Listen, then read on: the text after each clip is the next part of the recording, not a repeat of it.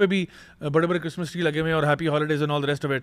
सो मैं चाहूँगा कि हम ज़रा अपनी ऑडियंस को ये भी एजुकेट करें कि क्या ये इतना लाइट मैनर है, यानी मैटर है कि जहाँ पे इंसान ये कहता है कि नहीं नहीं कोई बात नहीं जी, ये वो हमारी ईद होती है और एक उनकी ईद होती है, तो हमने अगर उनकी ईद मना ली तो क्या क्या ऐसा बड़ा कर दिया। तो दनियाल भाई पहले आपसे शुरू करते हैं कि उनकी ईद मना ली तो क्या मसला हो गया। जब ये बहुत बड़ा मसला है। मैं इसमें पर्सनल आपको एक्सपीरियंस शेयर करना चाहूँगा। 2022 के 31 दिसंबर को, अगर आप लोगों को याद हो, इस्लामाबाद में इलेक्शन अनाउंस हुए थे जी जी जो कि 29 दिसंबर को कैंसिल हो गए थे। ठीक।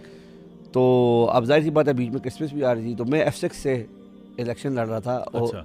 और F6 में क्रिश्चियन कॉलोनी है और काफ़ी बड़ी है। बिल्कुल। और वोटों का तनासुब ऐसा है कि वो क्रिश्चियन वोट अगर आपको ना मिले तो आप हार जाते हो। सही। तो मेरी उसमें यूसी में 11 चर्चेज आ रहे थे। ठीक है। और अब वो क्रिसमस थी, तो उन सब ने मुझे बुलाया। मैंने जाहिर सी बात सपोर्टर से उन्होंने बुलाया, उन्होंने कहा आए केक काटें।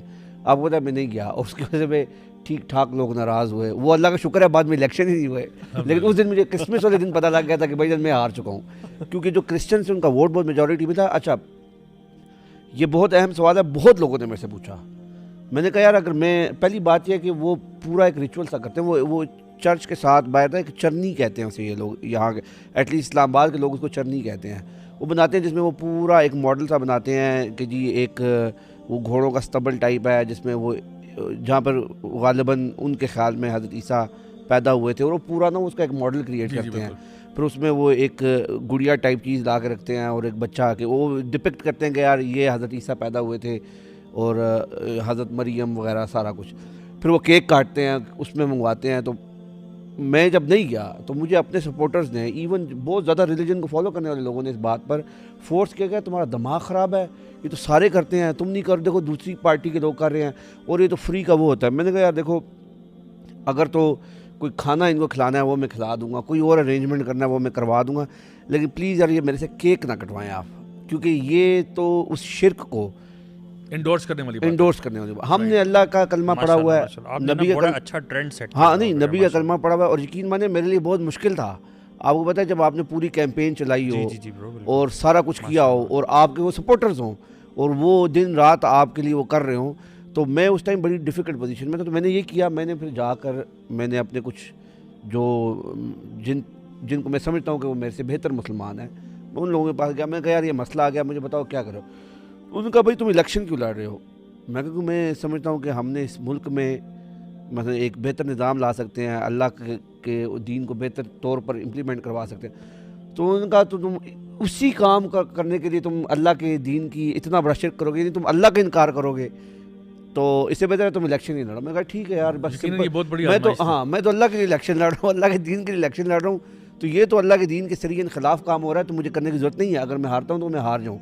और फिर देखें ज़िया भाई, मैं ये समझता हूँ कि हमें जो पीछे भी सारी बातें हो रही थी शादी ब्याह के हवाले से भी, देखिए एक बेसिक चीज़ है, अगर उसको हम अंडरस्टैंड कर लें, मैं समझता हूँ, क्योंकि मैं भी जब इन्हीं दीन पर जो अमल करने वाली ज़िंदगी है, जब उसका आगाज़ हुआ, तो एक चीज़ जो बुनियादी तौर पर समझ जब आ जाए ना तो हो जाती है। अच्छा, ये समझ भी मुझे आई जब मेरे दोनों पेरेंट्स की डेथ हुई।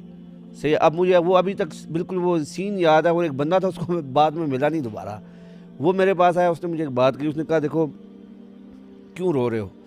तो मैंने, जाहिर सी बात है, इट वॉज ऑब्वियस, मेरे फादर की डेथ हो चुकी थी, फिर मेरी वालदा की डेथ हो गई। तो उसने कहा ये तो तुम्हारे थे ही नहीं, ये तो अल्लाह ने तुम्हें दिए थे और अल्लाह ने वापस ले लिए, अल्लाह की चीज़ थी, तुम भी अल्लाह की चीज़ हो, एक दिन तुम भी अल्लाह के पास चले जाओगे।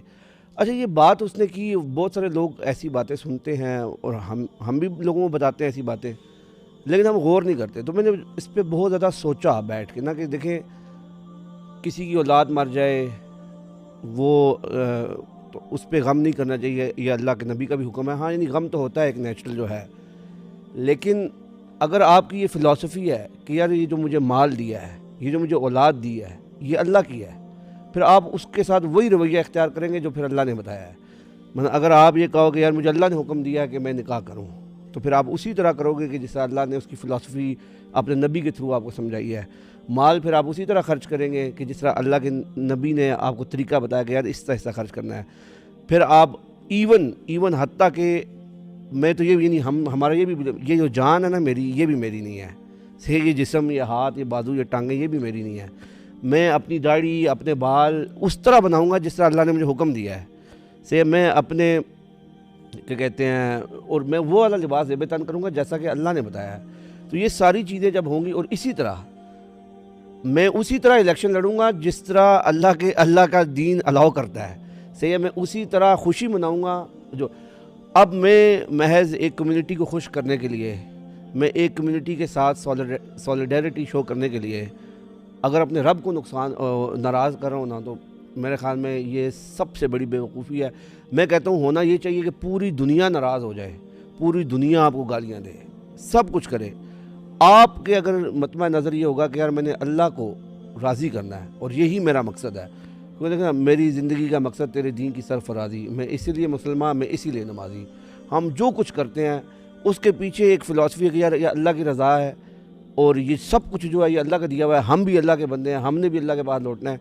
अगर इस फ़िलासफ़ी के साथ आप करेंगे तो ही आप ठीक चीज़ करेंगे, इसके अलावा आप जो कुछ करेंगे गलत करेंगे।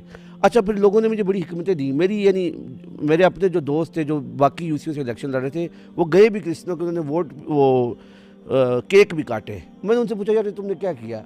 वो कहते हैं यार देखें इसमें बड़ी हिकमत है, इसमें यूँ है, इसमें मैं इस पर बिल्कुल क्लियर था, इसमें कोई हिकमत नहीं है। एक चीज़ शिर्क है, वो गलत है, हम नहीं मानते कि जो क्रिश्चियंस का कौन, हाँ ठीक है, हम इस बात की ज़रूर रिस्पेक्ट करते हैं, वो ला इकराहा फिद्दीन वाली जो बात है, हम उनको जबरन अपनी बात नहीं मनवा सकते, सही है। मैं किसी क्रिश्चियन को जाके नहीं कह सकता कि तुम कलमा पढ़ लो, ये वो ठीक है, वो अपना करना चाहता है। ये इस्लामाबाद में कितने चर्चेज़ हैं, पाकिस्तान में हर मज़हब के लोग रहते हैं। हम कहते हैं ठीक है यार, आप अपना रिलीजन प्रैक्टिस करें और आप अपना त्यौहार मनाएं वगैरह वगैरह सारा कुछ करें, लेकिन आप हमसे ये तवक्को ना रखें।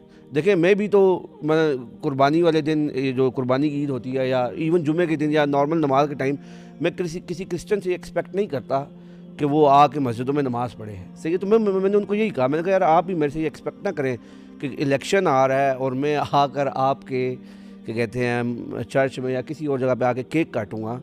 तो जस्ट लाइक मैं आपसे एक्सपेक्ट नहीं करता कि जब अजान होती है कि आप मेरे साथ मस्जिद चलें, सही है। तो इसलिए आप भी मेरे से एक्सपेक्ट ना करें, ठीक है, आपकी चीज़ें आप करें, मैं आपको रोकूंगा नहीं, लेकिन मेरे नज़रिए के मुताबिक ये गलत है। अच्छा दनियाल भाई, जो आपने बात की ना कि कई हमारे ऐसे लोग हैं जो इस बात को उस तरह नहीं समझते और उनको लगता है कि हर्जी क्या है, मतलब केक काटने में हर्जी क्या है। तो मैं चाहूँगा कि मैं इस पर थोड़ा सा क्लैरिटी दे दूँ, क्योंकि एक तो पहली बात यह कि मैं किसी क्रिश्चियन को या मुसलमान को सबसे पहला सवाल ही करता हूँ कि आप मुझे किसी तरीके से पहले तो साबित कर दें कि ईसा अलैहिस्सलाम की बर्थडे है। पहले तो ये मुझे साबित कर दें।